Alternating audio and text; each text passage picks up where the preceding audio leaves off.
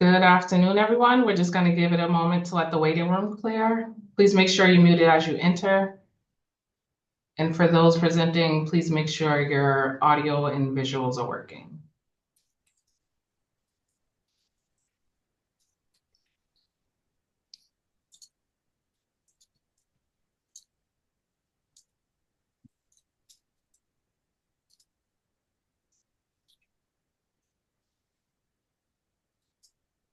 All right, we're going to get started. Good afternoon. This is a hearing before the Boston Cannabis Board, the BCB. Today is March 18th, 2026.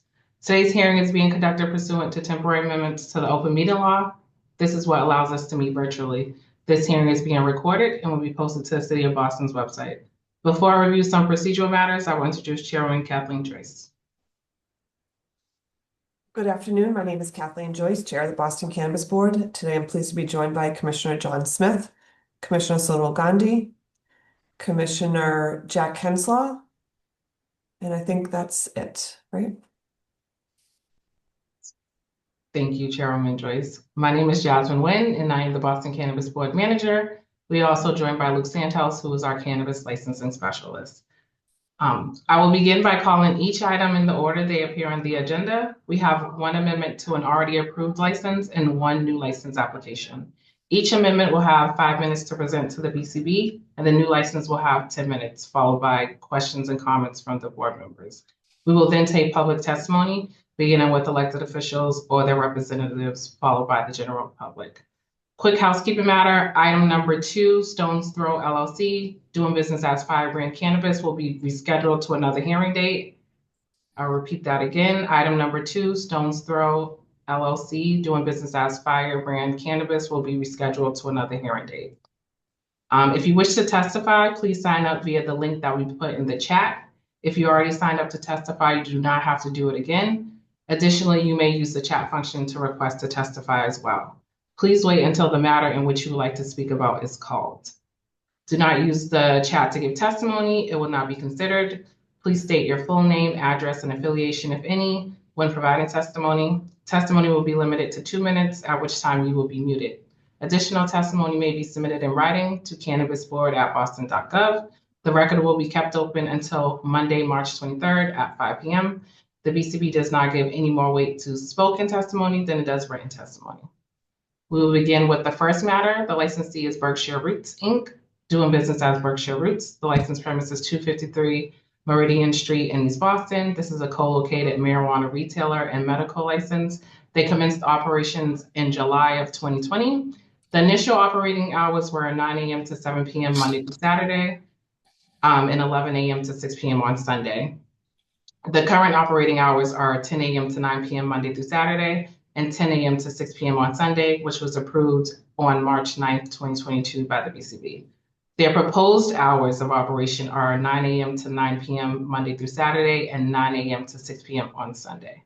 Who is present on behalf of the licensee? Hello, I am Chris Foley. I'm the current CEO of Berkshire Roots. Hi, Chris. You have 5 minutes to present. You may begin. Sure. So I'm going to share my screen. Can everybody see that okay? No, we're not seeing your screen. What? Okay.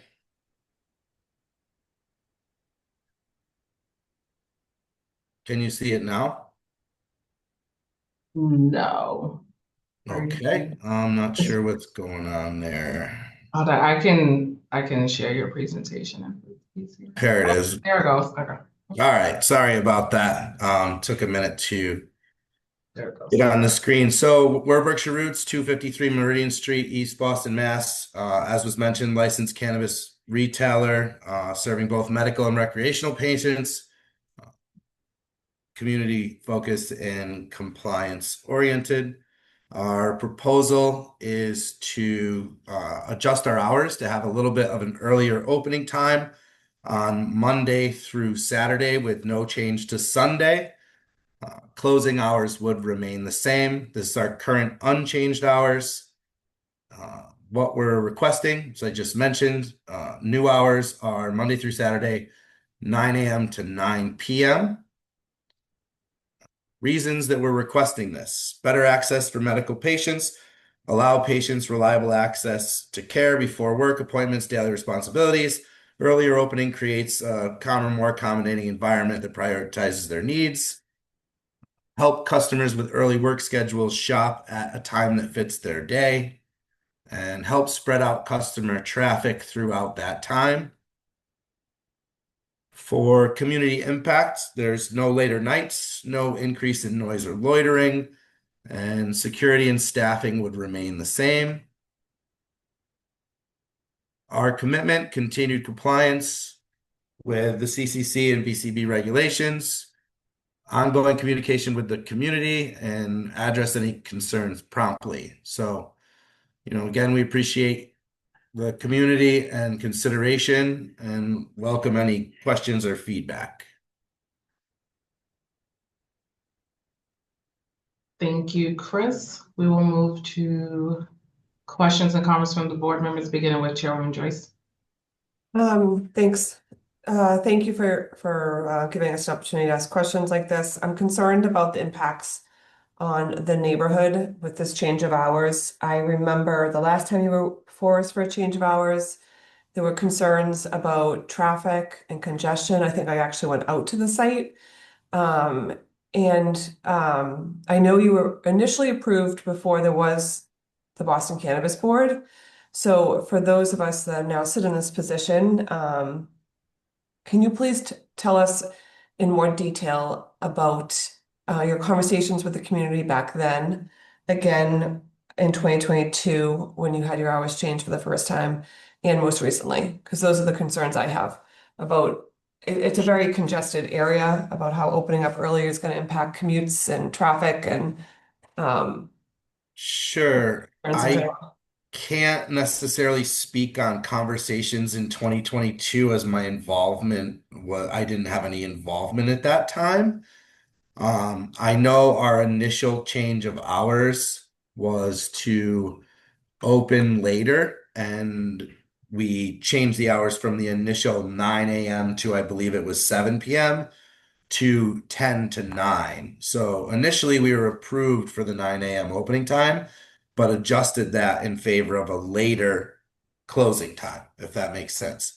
And as far as the traffic and such, we don't see a high volume of cars. What we see in a lot of our patrons is the people walking by, the people using public transit, and such. So we don't anticipate any real change there, and we're just fire alarm just went off, of course.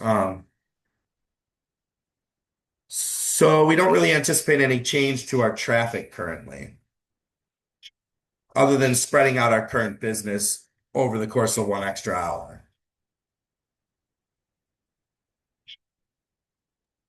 Okay, I mean traffic impacts for the neighborhood. Where do your customers generally park? So, like I said, typically a lot of the folks are using public transit and are walkers. That there are the occasional car they would park out front or Okay, just around the corner, but typically I would say 80% of our customers are not driving. okay. Again, I don't have the data to back that up. And did you engage with the neighborhood about this request? Yeah. I'm sorry. Did you engage with the neighborhood about this request to extend your hours? We did. We talked with the Eagle Hill group. We have talked with the neighbors. We've posted the flyers. We've sent letters to all the butters, to which, the generally positive from the Eagle Hill group. And with the initial meeting with the BCB and the butters, nobody attended that meeting. Okay. All right, thank you. Thank you. Apologies, but I actually have to go. We have a fire alarm. Okay. Uh, we'll have to defer this then, so people have an opportunity to. Okay, we'll defer this matter then. Dang. Sorry, can we continue and I'll take my laptop with me? I'm not trying to. It's up to you. I know you're dealing Sure. with an We have to, emergency. All right, let's continue. I'll well, I think we should move on to the next. If you have to leave the building right now, I think it might be a good idea for us to move on to number two. Then we can come back maybe. Or maybe if you wanna, we'll do a second call at the end Okay, if sounds you great. are able to come back. Apologies. That's okay. Thank you. All right, so we'll do a second call on Berkshire Roots. Perfect. Bye. All right, so we're moving along. So again, item number two was Stones Throws Cannabis LLC. They're being rescheduled to a later hearing date. So we will move to our new license application. The applicant is Premium Package LLC. The proposed license premise is 717 to 721 American Legion Highway in Rosendale. The license type is a product manufacturer license.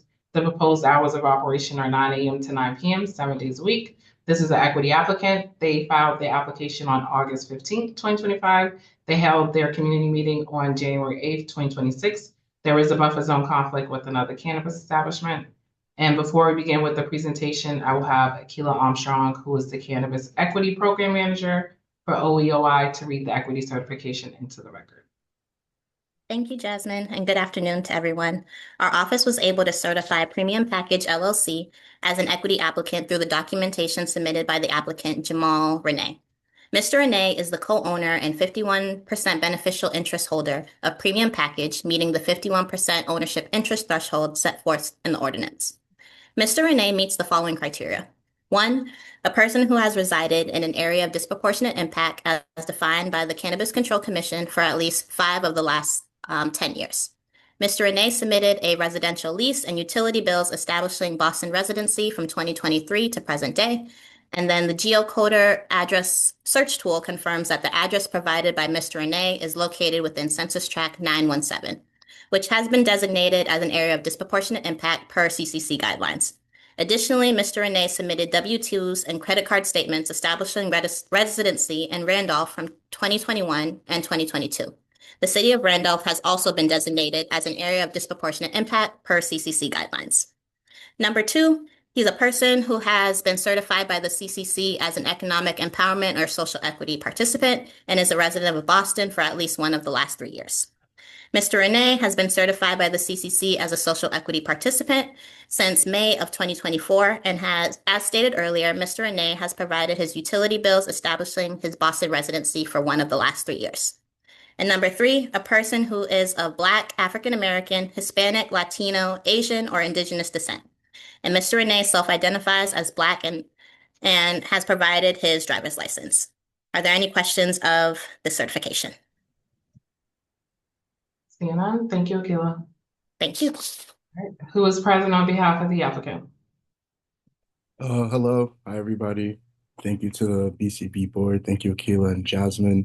My name is Jamal Renee, and I'll be presenting on behalf of Premium Package LLC. Okay, you can share your screen. You will have 10 minutes to present.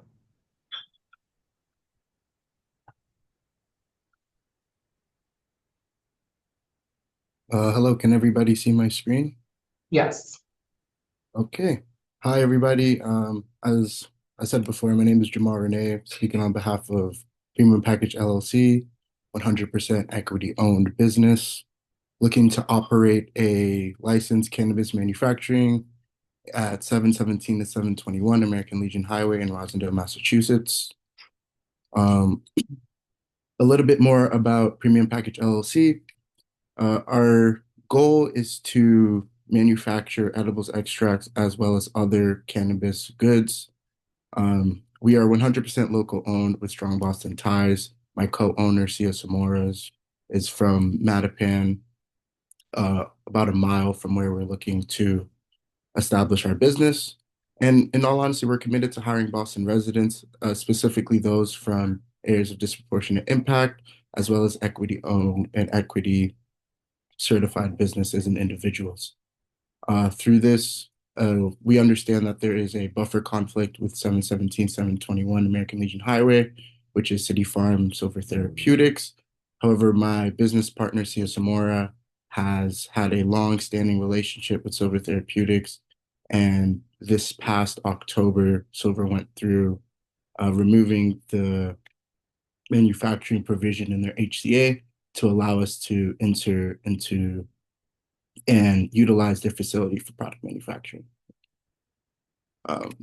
As I said, they're essentially our reason for going to 717, 721 is because it was a purposely built space. Silver Therapeutics, City Farm built this space with product manufacturing involved, essentially allowing for an equity business such as ourselves to go in and essentially forego a lot of the expensive costs in locating and finding a space that was built for manufacturing. Through this special relationship that my business partner has had with Silver Therapeutics, we were able to find not only a place already built for product manufacturing, but also went through the necessary ZBA and other zoning regulations to ensure that product manufacture is not only something that the community accepted, but also was adhering to all zoning requirements in the city of Boston. We take security very seriously, and we understand that, especially as a product manufacturing company, that security is something that we must take seriously. And so we understand that this is not something that's going to be available and open to the public. This is something that will have no customers, and everything will be access controlled, and we'll have cameras at all exits and anywhere where cannabis is being used or storage 24/7. 24/7. So we understand there's no public sales, there's no consumption allowed on the premises. We're essentially just going in there, packaging cannabis products and shipping them to their designated areas. No minors, and no members of the public. And so we intend to be fully compliant with the CCC and all Boston fire and safety codes. We'll have proper ventilation and hazardous materials on all labels, as well as not safe for kids and for 21 plus consumption only. And we'll also have on-site security during operating hours. As I said, not safe for kids labeling on all of our packaging, and all employees must complete responsible vendor training as well as additional training. And the way that the 717, 721 building is built, it's the manufacturing side to the building is not at all accessible to the public nor any minors. And so it's truly a separate part of the building that can only be accessible with access controlled identification. In terms of our positive community impact plan, again, as I said in the beginning, we're really focused on hiring from those in the Boston area. Our goal is to employ a workforce of 80% from priority population. So that's Black, Latinx, Indigenous, women, veteran, disabled, and LGBTQ. We're focused on the neighborhoods of Rosendale, Mattapan, Hyde Park, as well as Jamaica Plain. And additionally, we want to support others who want to enter the cannabis industry, specifically social equity applicants. And through that, we have a goal of supporting 2 diversity led SE businesses through the year. Again, we don't want to become a nuisance to the community. We understand that this space was built for this, and so we understand that there'll be strict odor control. We'll ensure that everything is discreet, there's nothing accessible to the public, and we'll schedule deliveries with traffic management in mind. And if anything does happen or occur, we'll immediately report the Boston Police Department as well as the CCC. With that, with all license and permits, we will ensure that they're maintained and up to date with the CCC as well as the Boston Cannabis Board. And we'll ensure that our HCA is completely transparent, and we'll always have an ongoing and good neighborhood conduct and conversations with the neighborhood governing bodies. And so we are certainly open to questions, feedback, and are open and grateful for the opportunity to be here to speak on behalf of Premium Package LLC. Thank you. Sorry, Desmond, no. Thank you for that. We'll move to questions and comments from the board members, beginning with Chairwoman Joyce. Thank you. Thanks for that presentation. Just a Couple questions to clarify what I think you mentioned in your presentation. So you're a manufacturing establishment and you're talking about deliveries. Are you delivering these to retail establishments? Are you delivering them to like a single place in the city or statewide? And how often do you think those deliveries will be? Are you delivering directly to consumers? I'll put that for my business partner, see you some more to answer. Hi, see us some more here. Hope you can hear me okay. Thanks to BCP. Thanks for the question. I think what Jamal was really referring to was the deliveries that we were going to be receiving. And so when we do ship a product out, it'll be a similar delivery service. And so we're not going to be delivering to customers' homes or anything like that. This is kind of strictly a B2B thing, and we would use a third party delivery service to deliver the supplies that we need and to pick up the products that we make to deliver them to another licensee. Okay. And then I might have more questions about that after, but you mentioned it's not open to the public. Is there access to your space from the retail space next door or just from outside? Only controlled access. So you would have to be someone that's specifically been given access to that space. And then you could enter through the store section. You would have to go into the back essentially, but you could go through the front and make connections through a number of locked doors to get to our space. But it'll be less locked doors through our own entrance on the side. Okay, so the answer is yes, they're connected. They could get from Not a one member of side. the public, only somebody who had a access Okay, card or key. and like who would that be? The owners of the people next door? Only the people that are authorized to work with us. That's my question. So there's a series of So- doors. They have their space that they're going to be allowed into with their own access. So why would they be coming into your space? Like the I can't manager of the place next door is coming by to check on his manufacturing? I missed the question. Could you ask me again? You're saying only people with access can get from one place to the other. So who would those people be? The owner, the manager, the average worker, and why would they be coming next door? If it's tell me how that works. Is it as simple as you would just they would be hand delivered? But why would people be coming back and forth? I don't understand. I don't understand your question. The members of the public wouldn't be coming back and forth.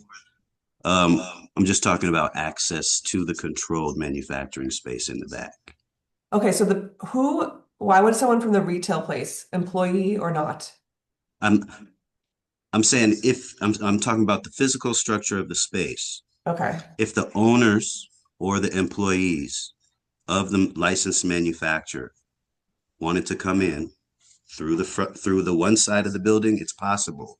There would be more locked doors and so on. That's the layout of the building.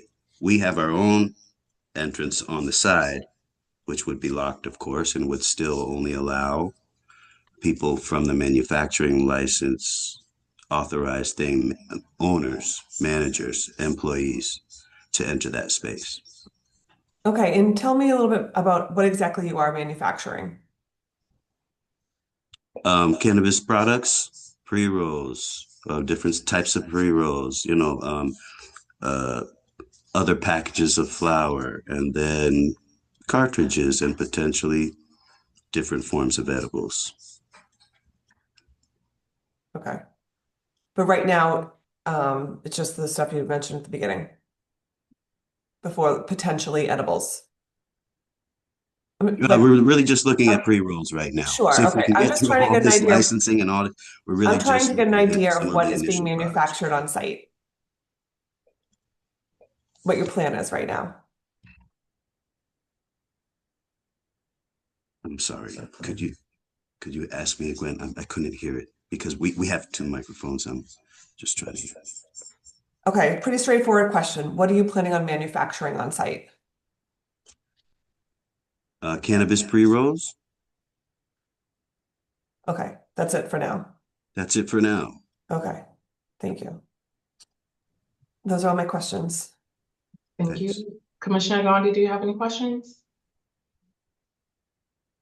Yes, I do. And I know this has been asked already by Chairwoman Joyce, but the question I also had was the deliveries, are they going to the adjacent store, Silver, or are they being distributed, as you said, B2B to other locations around the city?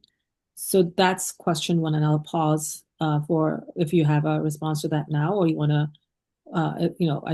I'd like to hear some clarification on that.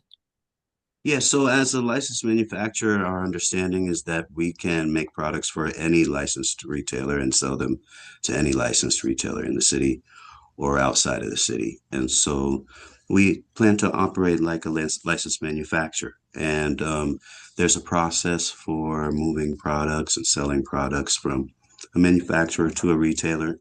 We look to just follow all of those same rules. So, and that would be the same with Silver Therapeutics, who shares a building with us. We would just continue to follow the same compliant regulations that we're obligated to sell products to anyone else.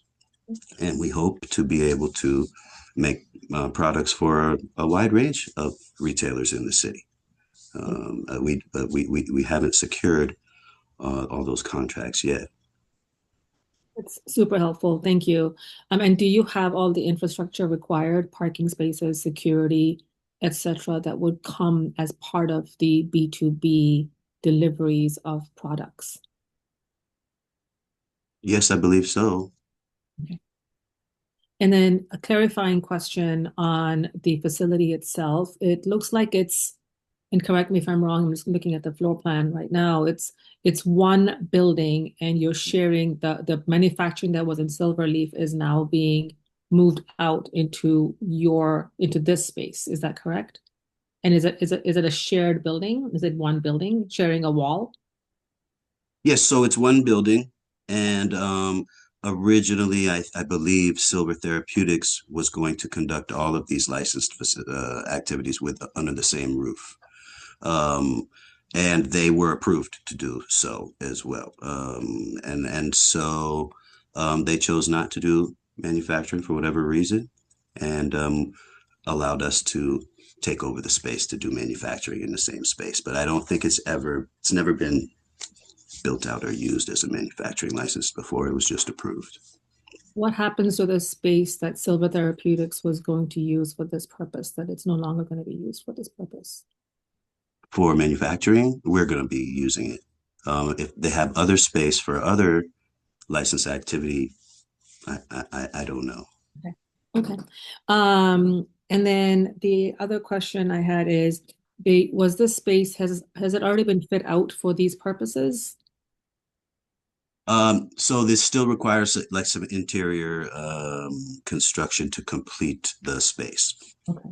Okay. The reason I asked that question is number one, that there's going to be capital costs associated with fit out of space, and want to make sure that those capital costs, are, sustain the business that you're looking at for kind of current, future revenue sources. So I'd like to kind of make sure that any capital costs that are incurred as part of this project, have a sustainable and long-term revenue model that ensure that this business will be successful. Thank you. Yes, Commissioner, there are capital costs involved here with the build out. And have you done the analysis to ensure that this is something that can be sustained? Yes. Okay, thank you. You're welcome.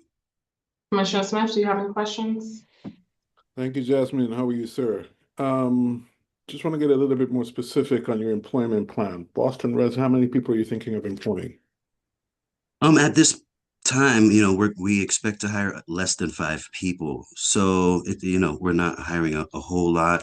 but we will be advertising locally and trying to get So local you're thinking people. less than 5 Yeah. and thinking to ramp up within a couple of years or something, or just starting Yeah, with over 5? time, we would expect to ramp up as we increase our productivity. But initially, we'll start with a You mentioned, smaller. thank you. You mentioned competitive wages and benefit. What's your wage scale? Well, we haven't hired anyone now. I was What are you going to check. projecting? First thing I was going to do was check Boston's uh, what do you call it? Living wage. Boston's living wage. You haven't looked at Yes. that yet. And so, well, no, because I'm familiar with it in Cambridge, and they had a living wage where it started, and so that was how I approached that issue there, and I was looking to just approach it here in a similar way. Start at the living wage that Boston prescribes if they do. Okay, so you haven't looked at that yet, but you're going to start it then. Okay. What are you thinking about in terms of your employees' benefits? Well, we haven't offered anyone employment yet, I get but it. we'd like to offer them as much as we can, with all of the concerns involved. That's still a question on exactly what we're going to be able to offer them. But we'd like to offer as much as we're able to, as the conditions would allow. Okay. Safety and security. How many people are you thinking in terms of safety and security personnel? Is that part of the 5? No, so so all of our personnel will be trained up for safety and security of the premises, and then we have the 24-hour monitored video surveillance as well as the backup service to that. So someone will be watching the space technically, at least through video cameras all the time. We're not going to hire 24-hour security personnel. So you have 5 employees who you're going to train they're going to do manufacturing and security? Well, they'll be And then, trained for the security of the location, and so and how to keep the place secure. so you won't have like a kind of specific security team, We won't pay for a separate security team. No. but you'll have it monitored by camera. Yes, 24-hour video surveillance. So someone's looking at the video cameras. Who, who Um, who would be the someone? Is that someone you're paying for that, or is yeah, we someone? pay for it. No, no, but is that a separate entity, organization, or an Yes, employee? yes, that's a service. It's a service you're going to pay for. Yeah. Okay. You mentioned also in your memos that you will have programs including tours and stuff like that. How are you thinking of managing that? So yeah, it's a program to offer access in a tour, and just like other licensed spaces, you have to really control when you have people who are not regularly Hmm. authorized there. So we would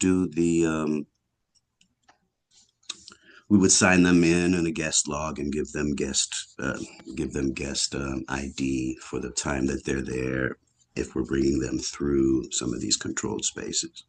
And the employees themselves the employees who are doing the manufacturing would be responsible for the tours and so forth. I just want to understand how you're doing it. Yes, yeah, yeah. Okay. Because a lot of people don't really know, I feel like, uh, what it looks like in a manufacturing space or what people do, and is encouraging people to get into the business. It might be helpful for them to see a facility. What That's does how it we're. look like in a manufacturing space Um, that you're well, bringing people that you would be bringing people into without kind of specialized security, but everybody would have a say in that? what does a manufacturing space look like? Well, I think Yeah, they're so just they're open really space. utilitarian. Like if I walked in, could I just grab something? No, you couldn't. Okay. No, everything's locked up in controlled kind of spaces. No, things aren't just laying about. And in a manufacturing facility, you have a schedule, of when things are made, when things come in, and you kind of everything's controlled like that. So, um, yeah, no, things are not laying out. It's a very, very controlled environment. I think more controlled than people realize a lot of the time. And everything's controlled and down to the time, you know. Okay. Just a couple other things. You talked about individualized mentorship and business development. Is that something that's happening within that space during working time? Are you selecting folks for that? How does that look? So I don't think about that space as much. Prioritize for the mentorship. I think mentorship take place outside of the location as well. Mentorship is, you know, communication and a lot of other things, so it doesn't all have to take place right at the facility. This is for perhaps other people that are looking to get into the cannabis licensed businesses. Maybe they're looking at manufacturing. Then we can mentor them without always being in the facility. I feel like they actually need assistance with a lot of other things. So that's a separate program. You do that in a separate space, not necessarily where you're located. Yeah, I mean they'll still should be welcome and brought through the space, but it doesn't have to take place there. No. And do people need any type of security clearances and stuff to be in there, or it's just Um, to be in the manufacturing space, to they be need to just within the space? Yeah. yeah, they need to be with an authorized person and show ID and sign in. And you and Mr. Renee would be the authorized people? Right So, now, so we'd be the only people. as long as they're with you, they're okay to be in the space. As long as they showed us ID too, like they need to be 21 and everything else. You know, need to be 21. So again, I'm just being hypothetical here. If you're not in the space, but your employees who are also trained on security in the space, and I came to visit the space, would I be let in? No, it's not. People don't just come to visit. This is a program that we would set up with specific times to host people there. Okay. You talked about providing financial contributions up to $1,000 per participating organizations. Could you kind of break that up a little bit? How do you select these organizations? When you projecting to do that? Yeah. And is that your max, just up to $1,000 and thinking about that? Just initially, you know, it's hard to promise much more than that when we haven't been able to start operations. But the way these things go, we look to support other businesses that are like ourselves, that happen to be maybe social equity, economic empowerment. Maybe they've been looking to make inroads in this space for a while. We know that these companies need money, and any amount of money is helpful for these companies um, going through all that they go through. And that's where I think some of the mentorship is as well. As you know, the process for licensing a company in Massachusetts can be difficult. And so I feel like anything we can do to support some of these other businesses like us is a positive thing, and supports and builds the whole industry into kind of the more diverse one that we want to see. And so what we plan to do in the submitted plan here is to look for and evaluate exactly these types of groups within Boston that may be looking to do this same type of stuff. And we would evaluate them, we'd find who they are, qualify them, and evaluate them, and then choose, I believe it's two, we would choose one or two to give some funds to on a regular basis. And hopefully that would be of help to them as they're making their way into the biz.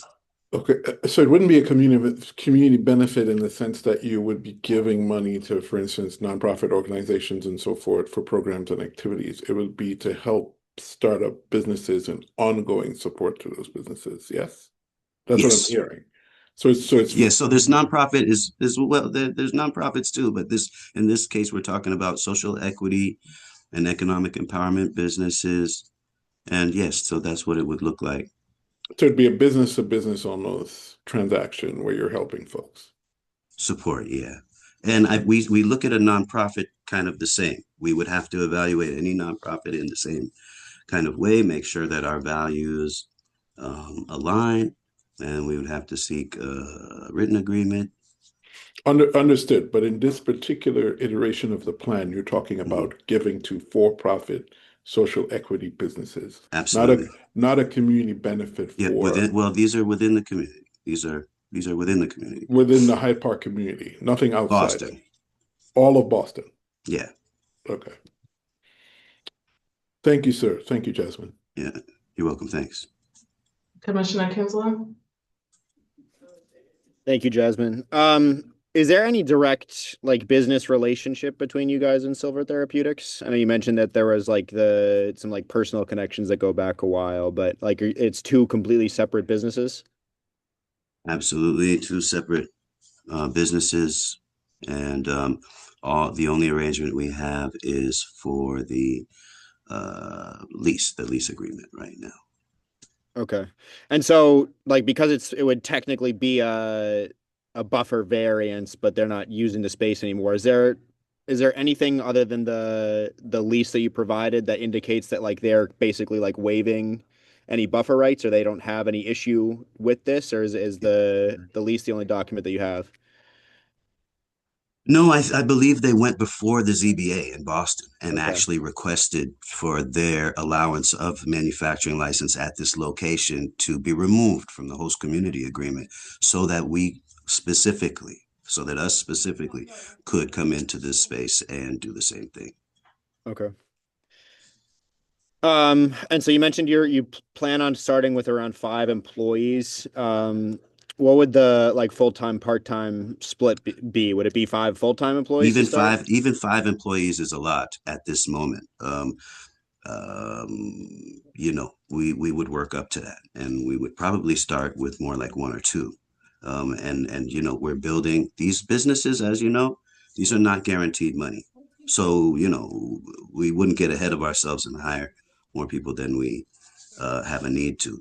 But basically, each product that you produce in a manufacturer, right, is going to require a certain amount of labor and stuff like labor and supplies. And so we'll know kind of how much we need as far as employees before we do it. And like I said, initially, we would only hire maybe half of those 5 as we work up to more because it's kind of we're building ourselves up, not down. Okay. Do you think you would start with full-time for just 1 or 2 people, or start them at part-time because you're just like really careful about growing slowly?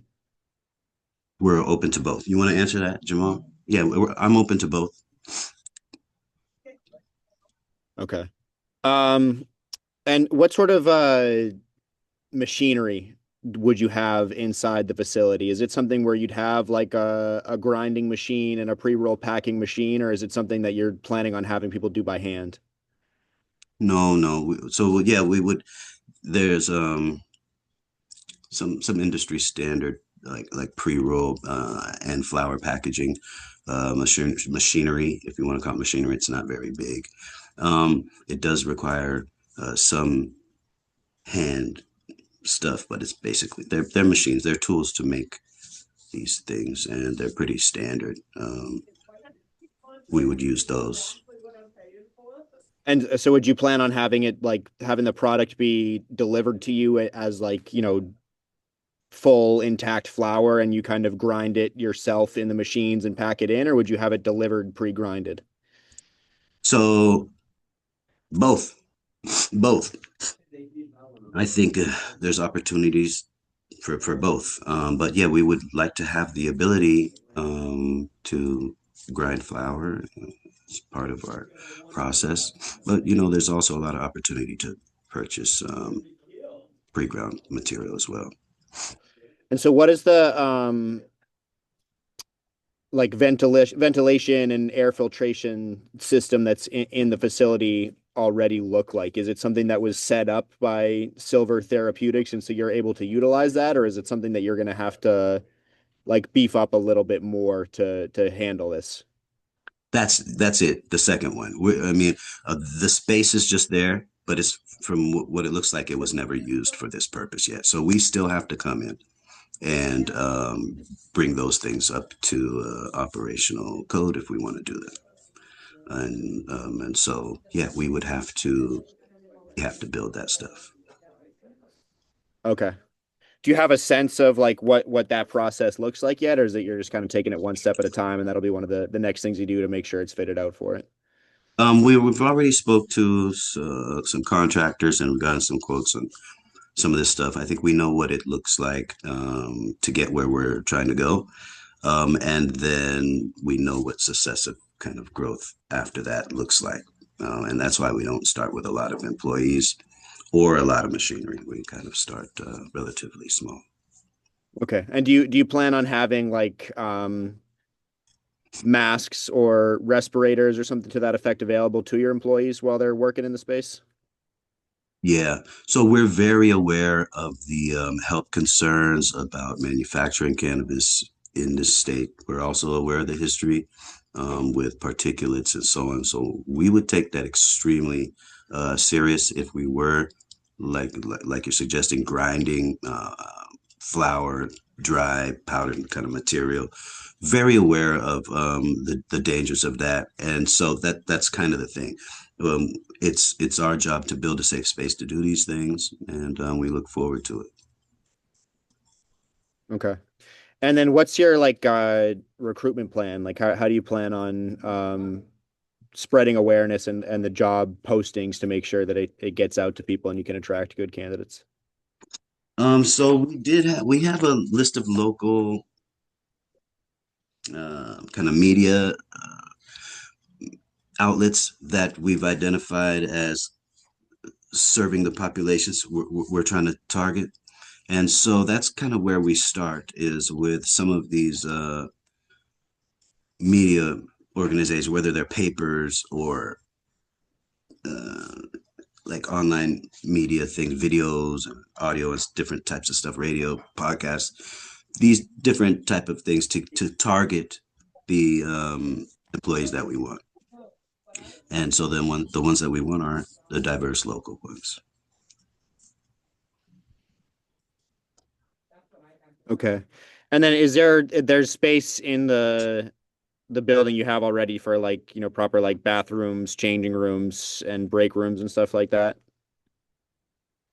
So yes, and I think one of the plans is us building another bathroom. So there are facilities there to support what Silver does, and we'll make sure that we have the facilities to support what we do.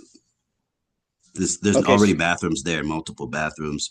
One of the part of our plan is to build our own. So currently it would be that you like share those facilities with the dispensary workers at Silver, but you plan on building your own so you don't have to do that anymore? Yeah, we don't really look forward to sharing any space. We're looking forward to building our own space here. Okay. All right. I think those are the only questions I have for now. Thank you. Thanks. Jasmine, if I may, I have one question. On the employees, if a lot of your business plan is dependent on, or on delivery of some of the product, if of those 5 employees, how many, like, where is the driver for the delivery of this product? You want to answer it? Yeah, so we're not the ones who are driving. Okay. There's a separate company that handles deliveries for cannabis companies, and so we're simply just packaging the material, and then those people would come up and pick up the packages or deliver the product that we are packaging. Okay, so that would not be an employee, one of the 5 No. employees. And there is parking and loading, and you will not be, Yes. that vehicle will not be in the public right of way. No, not at all. There's parking at the 717, 721 facility. It has its own parking lot. It's about, I believe, at least 14 parking spaces. Thank you. Jasmine, if I may, I have one last question. Mr. Sumura, you mentioned that the five, which is now half of 5 employees, 2.5 employees, um, would be responsible for security.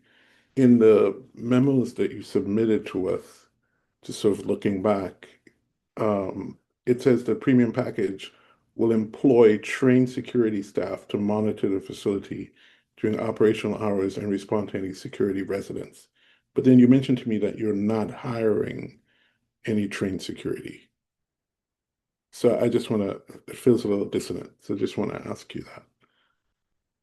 Yes, sir. In other words, in your safety and security plan, you put on-site security personnel where it talks about having trained security staff.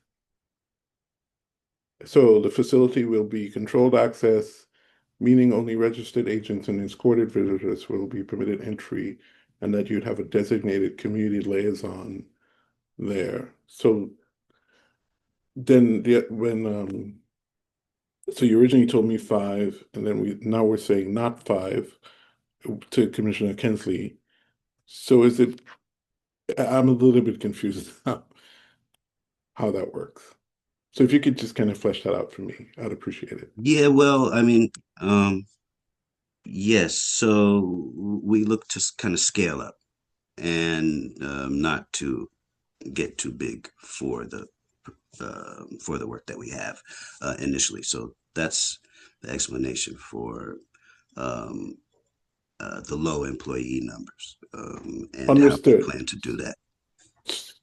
Right, but in the plan you said you'd have trained security staff. And so that language is about what I was explaining to you that we'll pay for, we pay a service where they watch all of our videos and someone's eyeballs are watching all the videos in case anything happens in the entire site on all of the cameras. And then if something does happen, they notify us, set an alarm. They can also notify the police and stuff like that. So I think this is pretty standard service. I think a lot of licensees are using to monitor their place. I think it's because the CCC requires it actually, but that's what we mean by 24/7. We'll have video surveillance and people will be watching those cameras. Okay. All right. Thank you. Thank you. You're welcome. Any other follow-up questions from the board? I did have one more, Jasmine. Okay. Thank you. So back to the for the drivers. So you're using the outside service. When it's something where, or like when this service is picking up your product that's then getting delivered to other dispensaries, how would that work operationally? Is it like the drivers of whatever the delivery vehicle in would go into the manufacturing plant and like pick up all of the products to take out? Would there be some like room in between that they don't have to go through all of the badge access doors, and so they just have it ready for them to pick up? Or would your employees like take it out to them in the truck and load it in there? The way we envision it is that we would schedule the pickup from the service first. And so that scheduling would include entrances to the metric seed to sale system for cannabis in Massachusetts. The driver would arrive to our location at the set aside time, and they would notify us that they're there. We would then guide them in. We would check their ID, give them a guest pass if they don't have one, bring them in, show the stuff because we may have to weigh it and do some other paperwork, and they would pick it up there, move it to their vehicle. It's all underneath the video cameras, and then once it's in their vehicle, then they would take it to their destined place.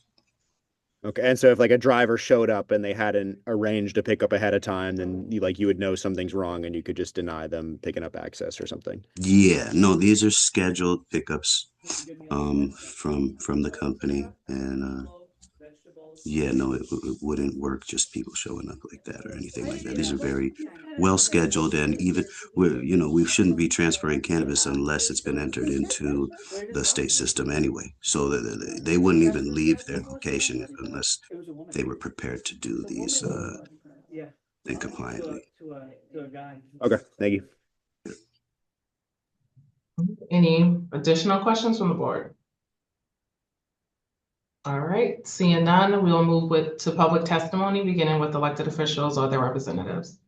Good afternoon, Madam Chair and members. Siggy Johnson with the Office of Neighborhood Services. This application completed a community process through ONS. Our office hosted an abutters meeting on January 8th, in which there were questions about the nature of the relationship between City Farm and the proposed license holder. There was also a question about a proposed proximity buffer zone conflict. The applicants reached out to the Mount Hope Canterbury Neighborhood Association. Not aware of any concerns from that group. That background judgment is deferred to the board. Thank you. Thank you, Siggy. Are there any other elected officials or their representatives that would like to speak? All right, I don't believe anyone signed up to testify. Would anyone else like to provide testimony? All right, seeing no one, the board will take this matter under advisement. Thank you both. Thank you. Right, we can quickly return to item number 1, Berkshire Roots Inc. I'm not sure if he was able to log back on. Chris Foley, are you? I am back on. And I apologize for the craziness earlier. We did have a fire alarm, although it was a false alarm. No, that's okay. All right, so are you good to proceed or? Yes. Okay, perfect. All right, so we're moving back to item 1, Berkshire Roots, and this is for an amendment to their hours. The proposed hours are 9 a.m. to 9 p.m. Monday through Saturday, and 9 a.m. to 6 p.m. on Sunday. Chair Joyce, if you want to continue. Thank you, and sorry about the fire alarm. I'm glad you're safe, but I'll keep it simple. I'm concerned about the impacts of the additional hours on the neighborhood in general. It's very tight there. I've been out there to visit. I've walked through, and I know this is now your second request for a change of hours. I want to hear about your interaction with the businesses nearby, the neighborhood, and what their thoughts were about this request for additional hours. Sure. In our initial meeting with the community, again, we didn't have any concerns. There's actually nobody showed up for that. And then with the meeting with the Eagle Hill, there were also 0 concerns and 0 questions. I know we've spoke to some of our neighbors, and again, we haven't been met with any concerns. If anything, we think that we're probably going to spread some of our business out a little bit more over time and have less impact at later hours in the day and pick up really only a small percentage of customers in that window. Okay, I'll let the others ask questions. Thank you. Commissioner Gotti, do you have any questions? No questions, thank you. Commissioner Smith? Thank you, Jasmine. None. Thank you. Commissioner Kinsley? Thank you, Jasmine. So I think you had said earlier that you didn't like this wouldn't impact your staffing levels at all. So could you just talk about like what actions you would take in order to cover that additional hour? If it would just be like, rearranging schedules, adding more hours, moving some part-time employees to full-time? There really wouldn't be any change to our current staffing levels. And as far as the hours are concerned, we have inventory staff and managers who are arriving and getting things ready. If anything were to change, we may have one extra employee who adds an hour to their morning, and then they would leave an hour earlier later in the day. So no impact to total hours worked, but potentially a shift in somebody's schedule to come in an hour earlier. But that's Has about there been any discussion with your employees to see, how many of them would appreciate being able to start an hour earlier versus like wanting to keep the same? Yeah, of course. We had an ongoing discussion, and at which point we are potentially approved, we have folks ready to jump and come in earlier. All right. That's my only question. Thank you. Thank you. Any follow-up from the board on this matter? All right, we will now move to public testimony, beginning with elected officials or their representatives. Madam Chair and members, Siggy Johnson with the Office of Neighborhood Services. This applicant has completed the ONS-led community process. Our office hosted an abutters meeting on February 11th. Meeting notices were certified mailed to each abutter in 300 feet. No abutters attended this meeting. The applicant met with the Eagle Hill Civic Association. That group is supporting this application. That background, our office defers judgment to the board. Thank you. Thank you, Siggy. Are there any other elected officials or their representatives that would like to speak? All right, I believe we have a couple people that signed up. Luke is going to go through those names.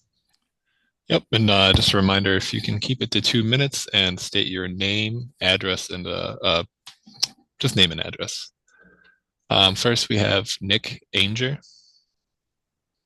Good afternoon, board. I appreciate the time. My name is Nick Agner. I'm a resident of East Boston Hill and a neighbor of the association.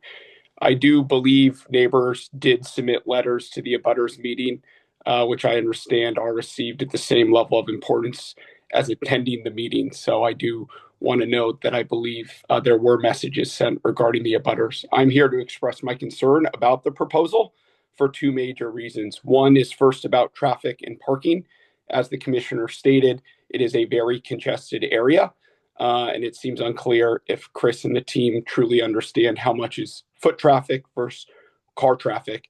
And with another expansion of hours, maybe that's something we do need to understand to really get the full impact of the extension of the hours. Chris did mention that many customers park around the corner. Any around the corner would be residential streets. So those that do park via drive are parking on residential neighborhoods. The other note I have is that in 2022, when the business requested and received approval from this board to extend their hours, the argument was to be more in line with other cannabis businesses in the city of Boston. From my research, their current hours are in line with that of other cannabis businesses in the area. So from a neighborhood perspective, continuing to increase the hours with congestion and traffic and parking, there is concern. The board approved a significant expansion of hours already for this business, and I would respectfully ask the board to consider whether the objective has already been achieved, and if we do need to provide another extension of hours for this business, given the location and the concern regarding the neighborhood, the traffic, and the parking situation. Thank you for your time and consideration. Okay, thank you. And last, we have Ben Mays. Hey, thank you so much, and good afternoon, everybody. My name is Ben Mays. I'm a resident at 39 Princeton Street in East Boston.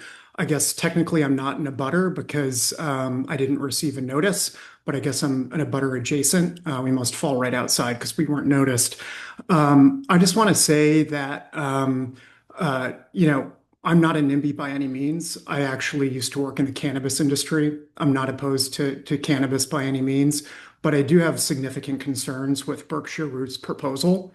In addition to what my great neighbor said about traffic congestion, I would say that, I would really like the city of Boston to think about what the real public benefit is of providing this cannabis establishment with the ability to have customers buy cannabis at 9 in the morning. There is a public shift in support for cannabis legalization. The New York Times editorial board just changed their position. So I would really like the city to think about what the public benefit is for allowing people to buy cannabis at 9 in the morning. I get that there's a private benefit for Chris and his investors, but for a public benefit, I'm really struggling to see that. The last thing I just say is that I do have some concerns with Berkshire Roots as a good neighbor in the neighborhood. Chris, I haven't had the privilege of chatting with you, but I did speak with one of your staff members a couple months ago about doing a better job of cleaning up trash both outside of the establishment and making sure that your customers aren't dropping cannabis waste around the entire neighborhood. And your staff member replied to me saying, essentially, that's not our obligation, including for the sidewalk directly outside of your premises. Since I used to work in the industry, I actually looked at Berkshire Roots cannabis application back in the day, and I note that on page 6 you say The company agrees to participate in public safety and beautification initiatives in and around the site. So the fact that your staff members have done a complete 180 on that is really disappointing, and it makes me. All right, that was your 2 minutes. That's everyone who signed up, Jasmine.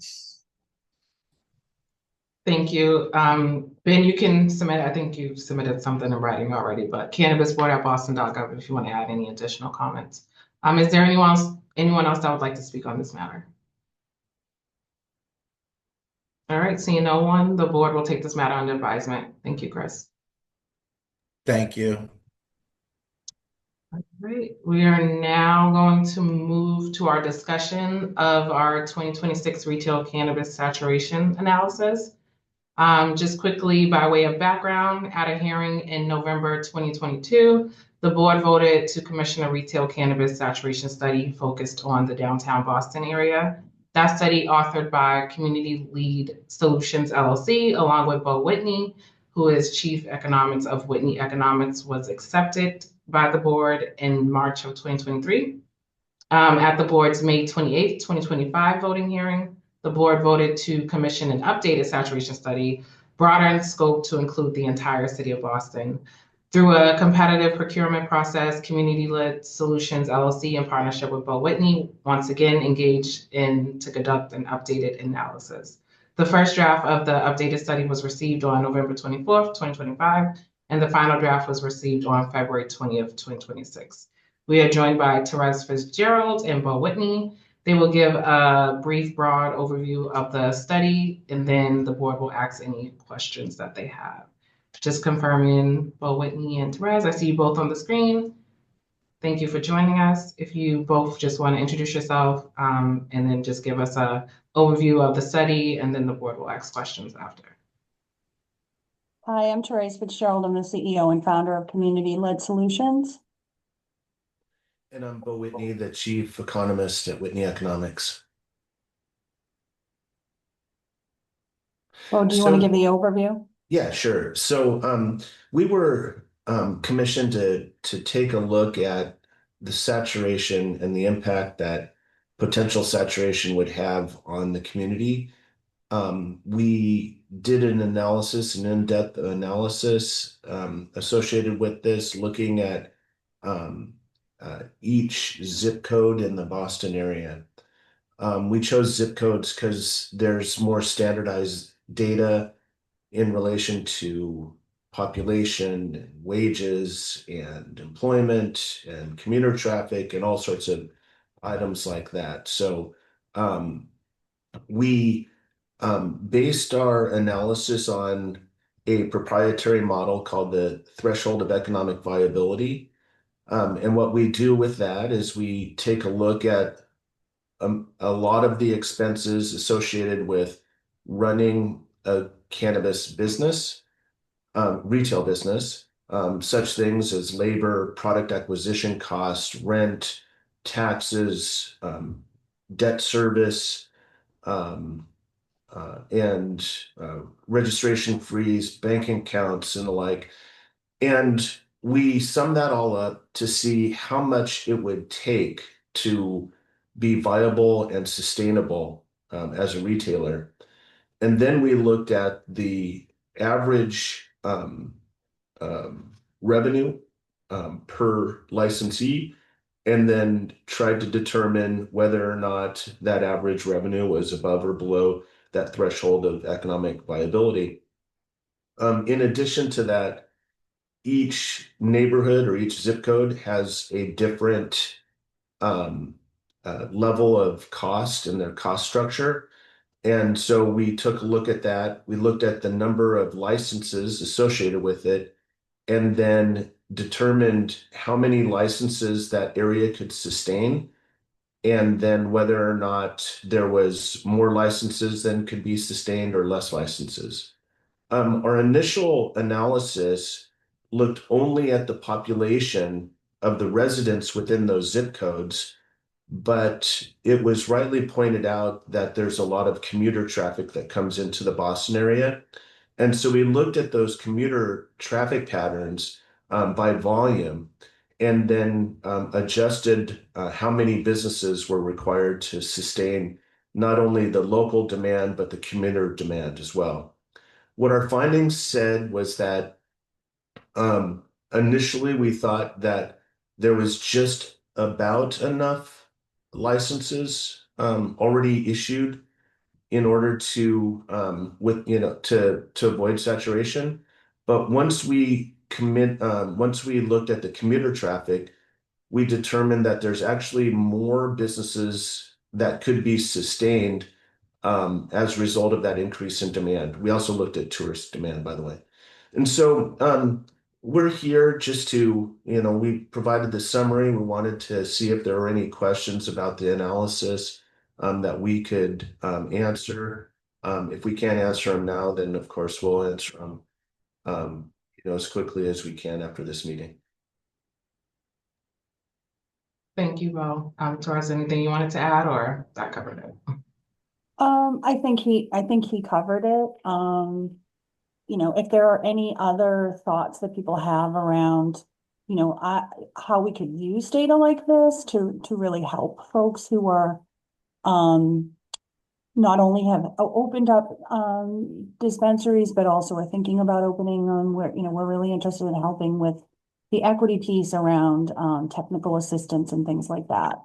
So I think that's important to, kind of go beyond the economics of this and make sure that the folks who are particularly the small business owners, that have the resources and things they need to be running smoothly economically. And I think Bo has done some of that work out in different states across the country. So that's something that we just kind of want to put out there as that's something that's important to us. Yeah, and that's a good point. It's not necessarily intended to be a hard and fast rule that says it's 16 and not 17, or 15 and not 16.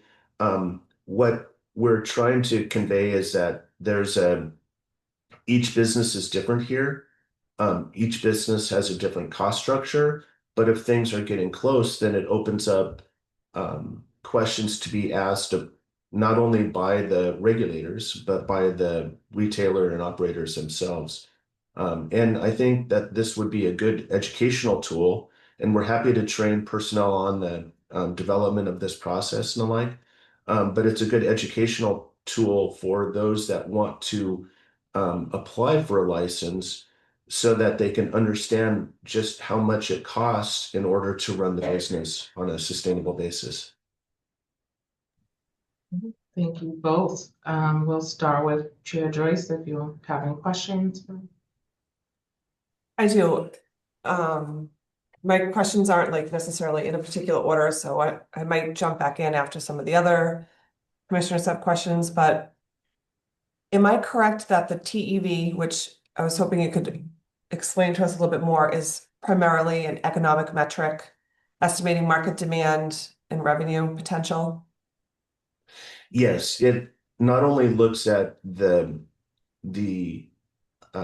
not only calculates the costs of running the business, but then also looks at, given the population and the value of spends per consumer, how much that zip code is worth in terms of revenue. And what I do is I look at the total value of that zip code and then divide it by the average revenue from the TEV, the threshold of economic viability, and then that will determine how many licenses that area can sustain. Okay, but given that it's that economic metric, it really doesn't take into account neighborhood impacts, right? That's correct. We looked at this purely from how many licenses can the neighborhood sustain from a revenue and profit and loss perspective. We didn't look at the social impacts or the neighborhood impacts. Okay, and then after you did the zip code study, you went back and added other impacts such as visitor population. So how does the study account for that? There are significant areas in Boston as a whole, such as downtown, the Seaport. I'd say like areas near hotels where the consumer base is way beyond resident population. It takes into account commuters, tourists, and however else you define visitors. So can you talk about how you accounted for that in those busy areas versus what you did in the other outlying areas? Yeah, so thank you. That's a good question. And it was something that was rightly pointed out to us in the feedback based upon our initial draft. So initially, we just looked at the local population. And then the question was asked, well, what about, and we also incorporated tourism. So there's certain tourist areas that they visit. And so they'll stay there, in a hotel for a certain number of nights, et cetera, et cetera. We accounted for that. But the thing that we didn't account for originally was the commuter traffic. And so there's actually some pretty good data out there on how much commuter traffic there is by zip code within the Boston area. And so we used that to assess what that demand would look like, and then how much that demand represented, and then how many licenses could be sustained through that. And would it be fair to say your study doesn't establish a ceiling on the number of licenses would be appropriate in Boston? Oh no, it says that explicitly. There's a certain level that that if there was 100%, well, we also base this on legal participation rates. So how many consumers are already participating in the legal regulated market, and then how much of the illicit market is still being supported. And so we looked at what happens if there was 100% legal participation. So all the consumers that wanted it, purchased cannabis products within the regulated system. And that was the maximum number of licenses that the area could support. And so we looked at that by zip code and then by Boston in general. Okay, and my last question, and I'll let the other commissioners weigh in. I might have more questions, but I want to talk a little bit about previously licensed locations and what your study clarifies about how we should treat those locations. So what we looked at is the number of licenses that were already in operation. We took a look at that initially, and then we said, is there too much saturation or not enough? And then we extended that out to the number of licenses that not only are operating but have been authorized already. And so we did that saturation analysis on that as well. Okay, one more question, if you don't mind. Did your study, I think this is what you were saying, did your study distinguish between open and operating establishments and those that are in the pipeline? Yes, it did. Okay. I will hit pause. I have a lot more questions, but I will turn it over to Jasmine to move it along. Commissioner Gandhi, do you have any questions? Yes, thank you so much for the report. It was really great to read the report, and I think Chairwoman Joyce's comment about this being a predominantly revenue and P&L perspective report is a really good one, and kind of how it looks at other impacts of cannabis locations is something that we should all keep in mind. So I think that the TEV analysis that you've done, was I think is very robust and super helpful.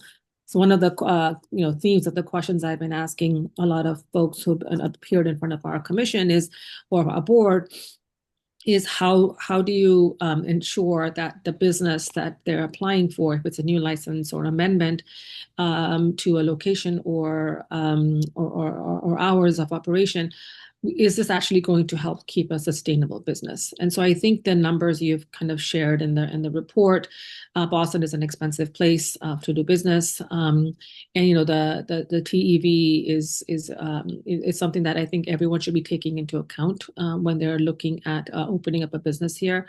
The last thing that we would want to do is have businesses open up and then they find themselves in trouble because they haven't done the right analysis. So your comments about offering to use this analysis as a way to help businesses really succeed, I think is a really super appreciated. The question I have is on existing businesses that are in markets that the study has identified. Maybe there may be too many locations or too few locations. Are there any proposals or suggestions that this report would have on how existing businesses can improve their operations to ensure that they meet their TEV? And I would be interested to hear your comments about that. Well, we do suggest that the licensees understand their cost structure and understand their bottom line and how much they need in order to remain profitable and sustainable. In too many states that I've analyzed, I'm based here in Oregon, way too many licenses have been issued, oversaturation, and now those that are in existence are losing money and failing.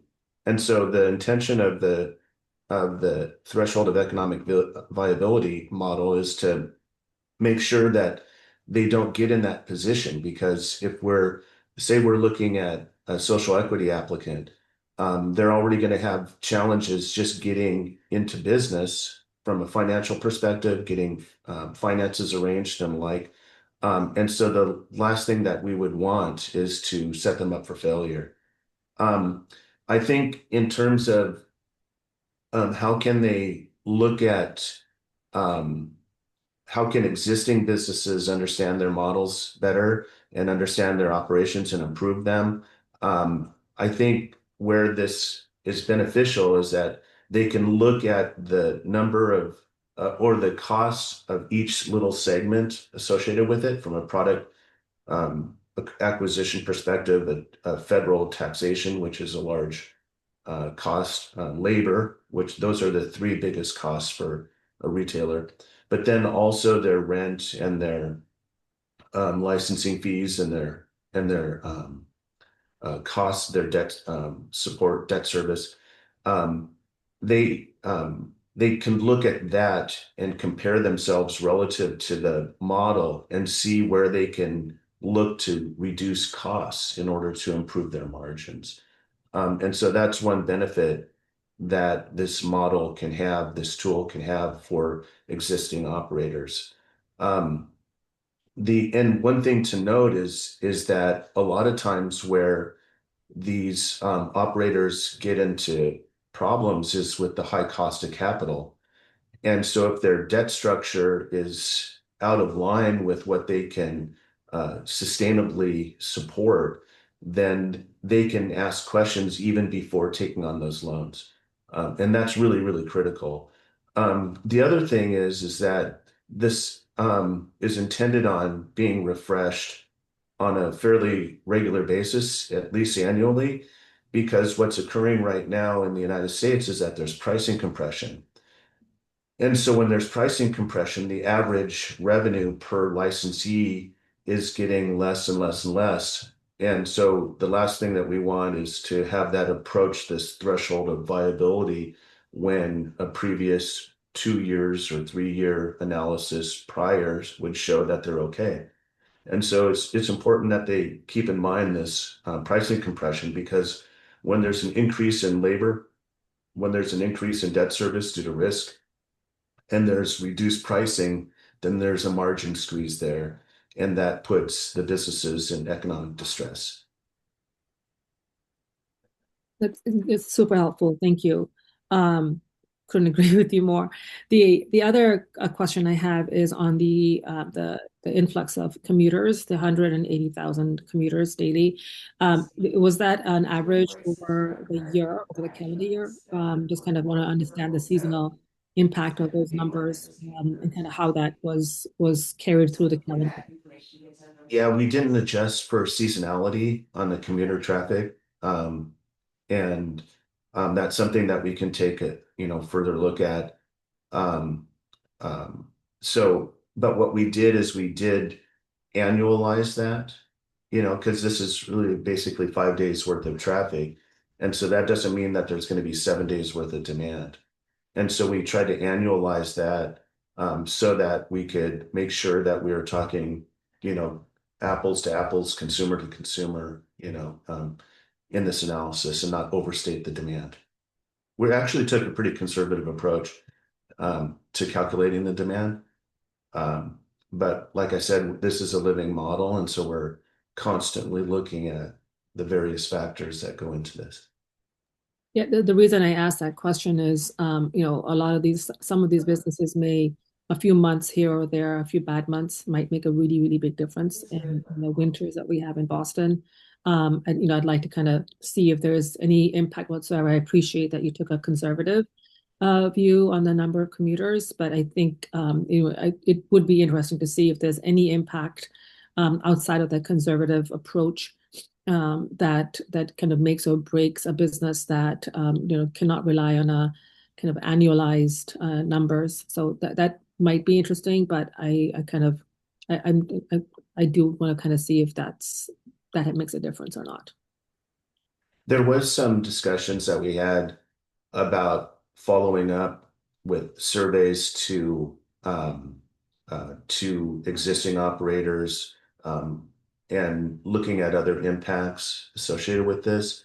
But for now, we collectively decided that would incur additional costs, and we didn't necessarily want to, put that onto, your budgets. And so as a result, we kept it pretty high level, but we're more than happy to go in and do surveys and different analysis to get greater granularity, because the rent may be a little bit high, for example, in one zip code versus another in our estimates, and so there's areas that we could refine this and touch it up. Yeah, that's super helpful. And I think the last question I would have is on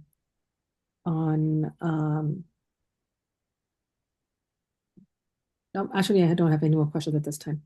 Thank you. Good questions, by the way. Thank you. Commissioner Smith, do you have any questions? Thank you, Jasmine, and thank you all for this report. I cannot say that I've given it the most in-depth look, but I have looked at it. And just thinking about some of the things that sort of stood out to me. So for instance, I live in 02124, Dorchester Center. You talked about rising operational costs and including rent and wages, combined with declining prices threaten retailer viability. But then you also talked about the impact of tourism and all that. Dorchester Center is not a huge tourism. There's not a lot going on there in terms of tourism.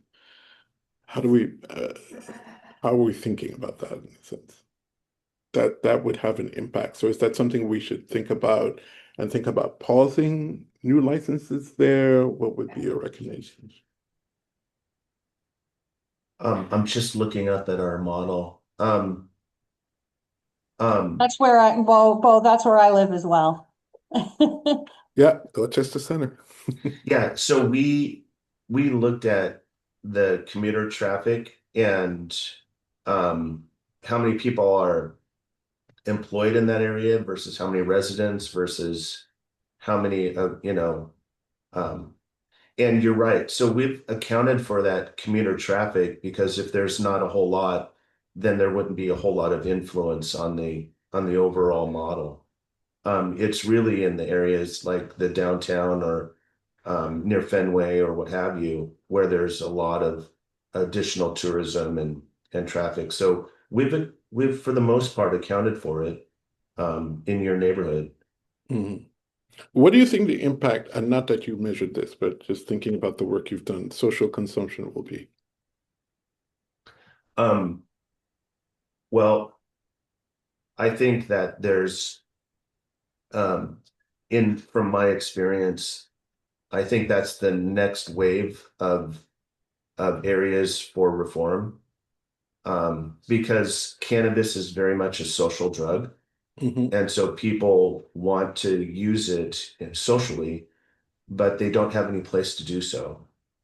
You're starting to see that open up a little bit through the consumption of cannabis THC beverages, either hemp-derived or THC marijuana-derived. And so that's bringing a social element to the community.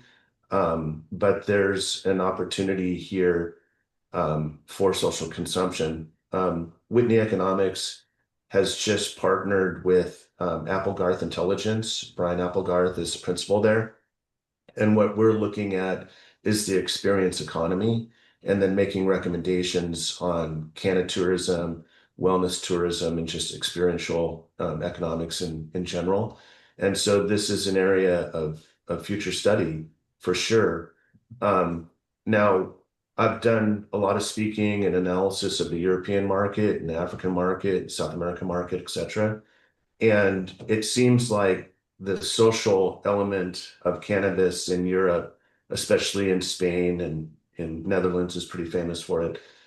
They started with social and then transitioned into the more brick and mortar type of things with stores and the like. Whereas in the United States, that's the last part that is being added into it. But I think that there's definite economic opportunity in the social consumption space, and I think that's the next area of reform in the industry.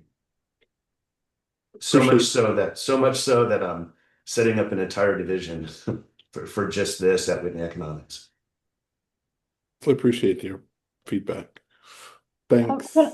I just wanted to say one other thing that might not come up as a question, but Bo, I don't know if you can speak about the work you've done on bankruptcy out in other parts of the country, just to kind of note that, because again, Bo and I, talked a lot about wanting to make sure that with smaller businesses, particularly those from marginalized groups, that, we're talking about that piece of this. And that's why I know that the city wants to make sure that they're looking at that from an equity standpoint. Yeah, and we've looked at such issues as saturation and the average revenue that you need in order to, or the minimum revenue that you need in order to be sustainable. But we've also looked at such things as accounts receivable delinquencies and the impact that has. But what we're seeing in general is that there's been an issue of delinquent payments in this space, and it tends to hit more on the cultivation and processing side, more so than on the retail side. And so that's something to be aware of.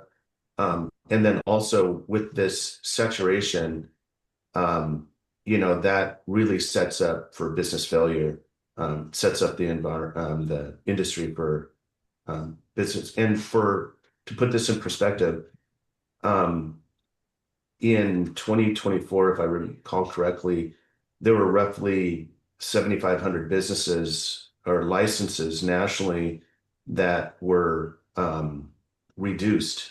And some of it was in cultivation, but there was also retailers and product manufacturers that gave up their licenses.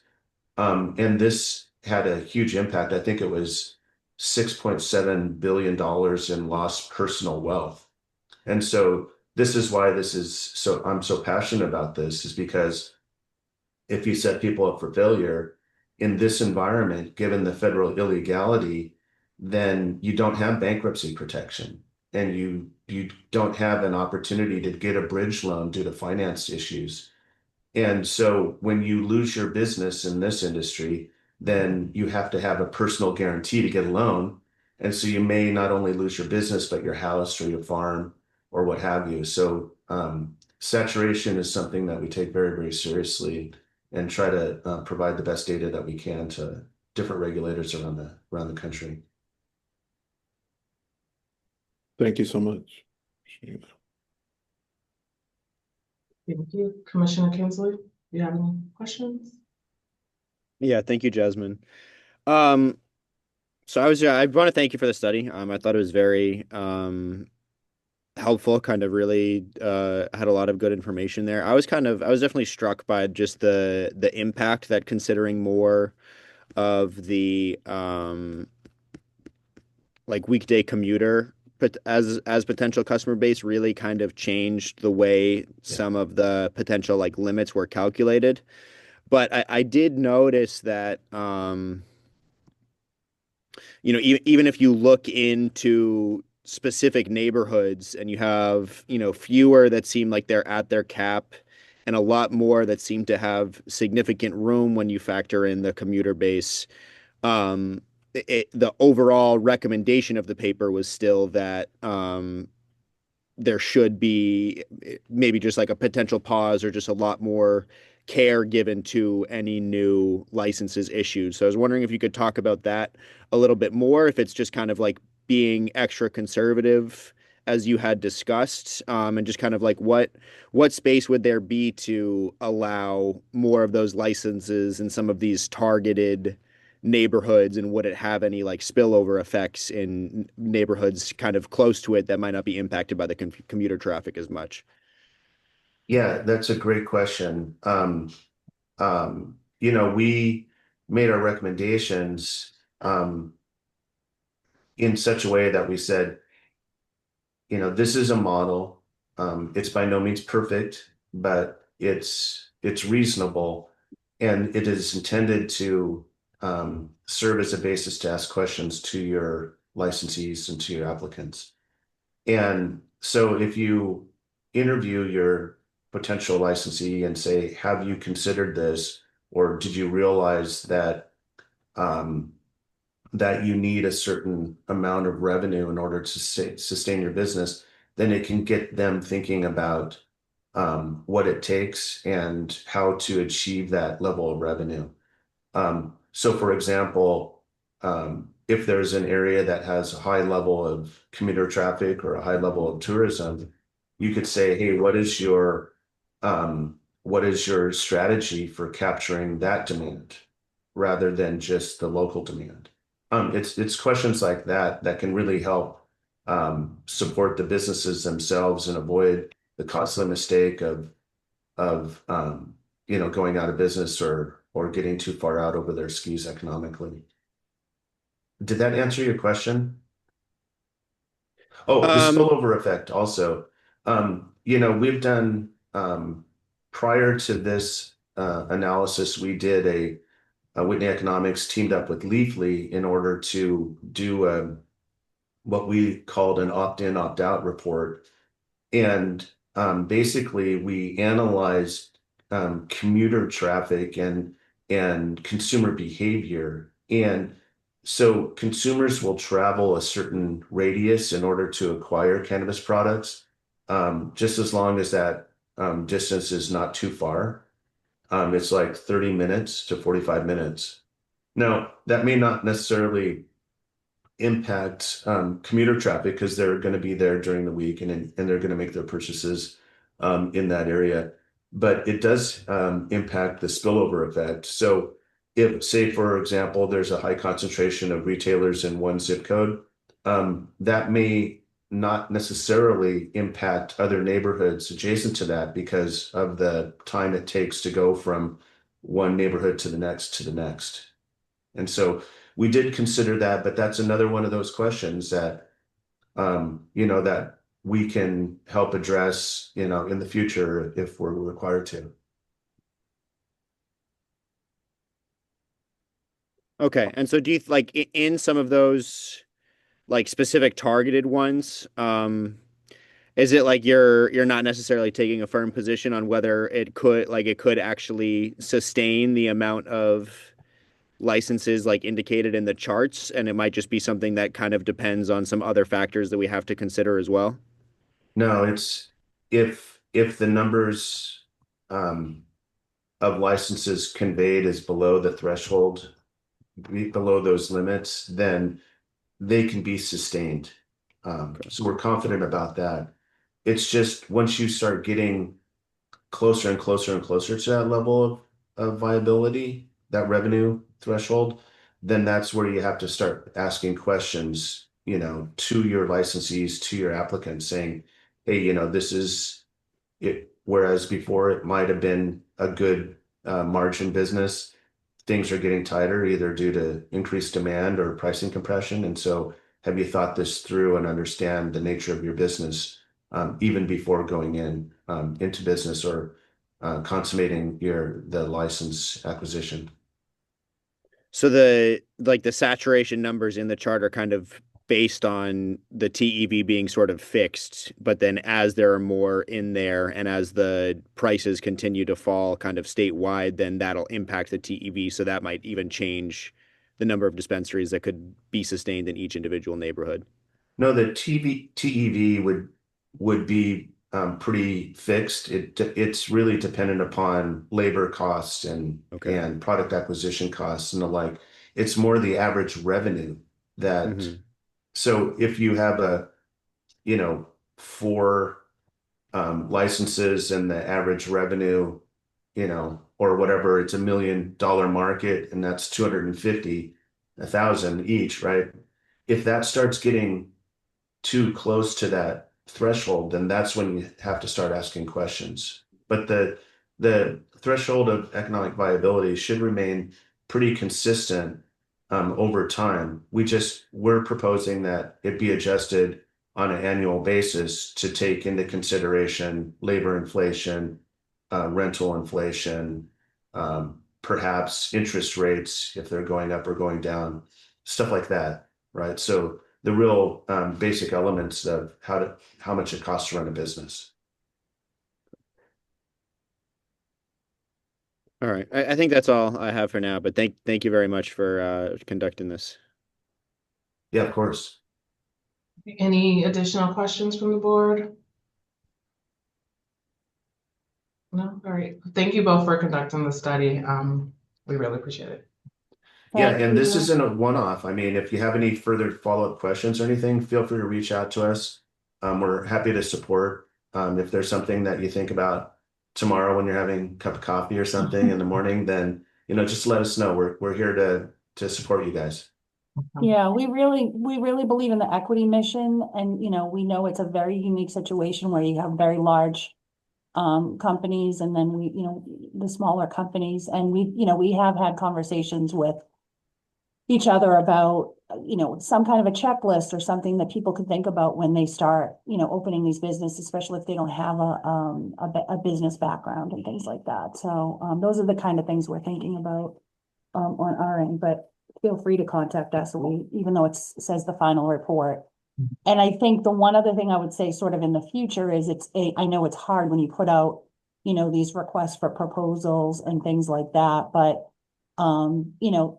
maybe even, in meetings like this, kind of getting together and figuring out like, what are some of these, key questions now that you have this report that maybe that we didn't answer, or, different ways that we can, kind of answer these questions, because we're just going off of the proposal, but we're open to doing, other work to answer some of these other questions that you've brought up. So just let us know. Thank you so much. Thanks. And with that, the board will take this under advisement. So moving on to our final matter. Due to a couple of absences and a recusal, Curaleaf Massachusetts Inc., doing business as Curaleaf, will be moved to the beginning of our voting meeting next Wednesday. At that time, we will have quorum in order to hear the update that they will provide and provide a vote. So again, Curaleaf will be heard next Wednesday, March 25th, at the beginning of our voting hearing. All right, so those were all the matters before the board today. The board's voting meeting will take place next Wednesday, March 25th at 1 p.m. Again, the record will be kept open until Monday, March 23rd at 5 p.m. Thank you all for attending and enjoy the rest of your day. Thank you. Thank you, Jasmine. Thank you.